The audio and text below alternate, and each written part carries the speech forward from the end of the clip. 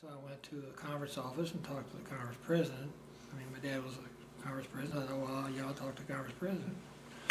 So I said, I just became an Adventist. I want something to do. And he says, well, our work is done by our workers. We haven't got anything for you to do. I was kind of disappointed, so I went home and I went back a week later and I said, now you got to have something for me to do. And so he says, well, why don't you go out to the East Mesa Church? There's a pastor, Terry Darnell, out there.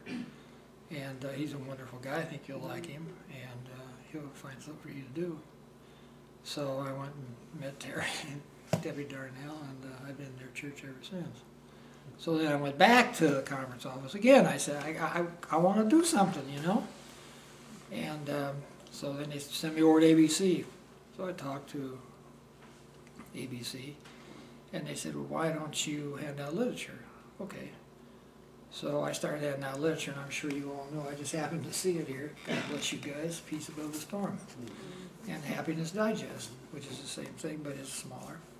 And so I discovered that Peace Above the Storm was accepted very well by elderly people, particularly ones that have cancer or are sick, and the Happiness Digest, young people. If you hand out Steps to Christ, they say, oh yeah, I believe in Christ, you know. But you hand out Happiness Digest, they look at, oh yeah, everybody wants to be happy. Older people that are sick want peace. So I started handing out this. Meanwhile, I had a heart attack, and God saved my life. I was in my house in Cherokee, I hadn't sold it yet, and I got chest pain, and my wife was down visiting because her daughter had come up with her father, and they got in a fight, so I went and picked her up. And so she had this voice tell her, Keith's in trouble, you better go up there. So she ran up the house, and here I'm laying on the bed dying of a heart attack. So she just drags me downstairs, throws me in the car, takes me to the hospital. When I get to the hospital, so I did angioplasty. I wake up the next day, it was Creighton Cardiology, had them take me down. Looked out and I saw this beautiful white cloud. And I said, okay, God, you saved my life, what do you want me to do? He says, hand out literature. So then I said, okay, so I came back to work. And I started working in Iowa, and I started handing out this literature. And God is, step by step, it was a couple of years after I became an Adventist. I'm having lunch with Terry, and all of a sudden God says, why are you still cheating on your income taxes? I don't know, I thought everybody cheated on their income taxes. You mean I'm supposed to cheat on my income taxes? What is this? But so God has just led me in. About 5 years ago, I'm driving my Explorer from the hospital back to my house in Cherokee. I kept my wife's house in Cherokee. Raging snowstorm. I shouldn't be driving in the first place, but there again, you know, I think I'm the greatest driver in the world, so I'm driving. All of a sudden, I see this orange blade in the light. I get hit by a snowplow. Cut my Explorer in half. Cut the whole front end off, cut the doors off, cut the doorpost off, cut the seat belt, anchor off. I'm shattered glass and shattered dashboard all around me. I wind up in a ditch and I'm sitting upright. Cuts all over me. Broken ribs. Some knee. Sheriff comes out. Sheriff knows me. He says, God must have something for you to do. The sheriff said this. Because you're the first person that I've ever seen in my life that got hit head on by a snowplow driving down the road, the highway, that lived through it. I checked with my insurance agent in Omaha. That's right, I was Allstate Insurance.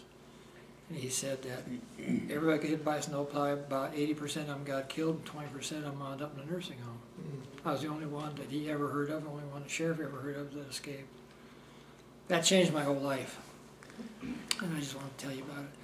I said, okay, God, you saved my life. Now, what do you want me to do? I have discovered that when something bad happens to me, I say, okay, God, what are you trying to tell me? What do you want me to do different? And God says, I want you to totally dedicate your life to me. So I took I took some time off, and I prayed, and I prayed, and I prayed. And I said, okay, God. So that is when I decided that I wanted to be like Enoch. I wanted to walk and talk with God. My wife had given me some religious CDs. I started listening to them because I was a big jazz nut when I was young. You know, I used to go to London House in Chicago, and Ramsey Lewis and those guys had shows there. I used to run around with them and the chicks and all that stuff. And so it was really good stuff. So I started listening to hymns. And so I started talking to God. And I talk to God just like He's my friend. I get in the car. When I go home, I'm going to talk to God all the way home. I'm going to say, God, thank you for the meeting. Thank you for these people that love you, and help them to get better, help them to get closer to you. And what do you want me to do? And look at the beauty. Thank you for the beautiful clouds. I love gray clouds with the white borders on them. Blue sky. That to me is God's power. And so I had been, but then I started more handing out this literature to people in the hospital. Well, I work in the Catholic hospitals, Lamar's, Iowa, Wells Blue Bunny Ice Cream, capital of the world. I worked there for about 9 years now. And so I got called in by the administrator, CEO of Red Health. And he says, you cannot hand out religious literature in this hospital.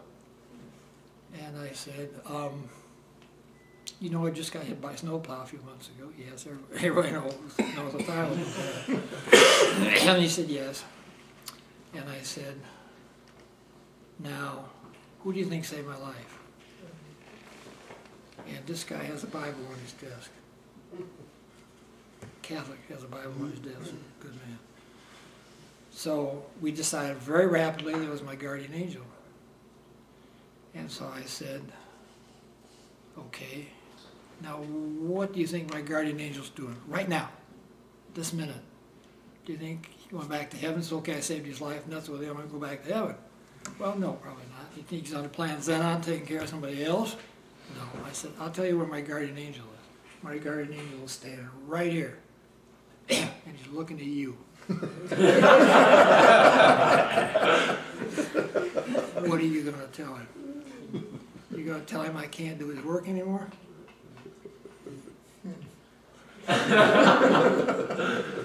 So we kind of made a little agreement that I would maybe mail these to people. I wouldn't actually hand it out in the emergency room. And so I have tried then to pray with people. God has saved my life so many times I can't believe it.